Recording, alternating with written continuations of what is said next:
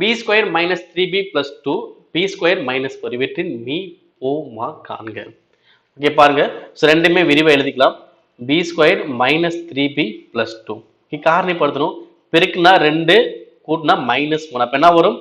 Minus 1 minus 2. ஏன்னா minus 1 minus 2 பெருக்குனா plus 2, minus 1 minus 2 கூட்டினா மைனஸ் 3. அப்போ b minus 1 b minus 2. Okay அடுத்தது என்ன வரும் பாருங்க.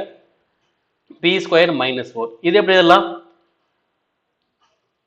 பி பிளஸ் 2 பி மைனஸ் 2 எழுதலாம். ஏன்னா 4 வந்து என்ன சொல்லுவாங்க 2 ஸ்கொயர்னு வச்சுக்கோம். அப்போ பி ஸ்கொயர் மைனஸ் 2 ஸ்கொயர் அது ஏ square minus B square A plus B A minus B. அப்போ B plus 2 B minus 2.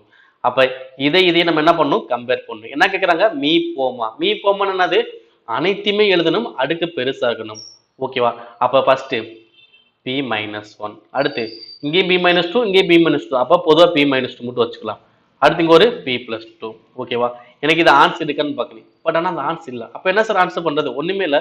B minus 2 B plus 2 என்ன சொல்லலாம்? சுருக்கமாக சொல்லலாம். என்ன சொல்லுவோம்? பி ஸ்கொயர் மைனஸ் 4னு சொல்லலாம்.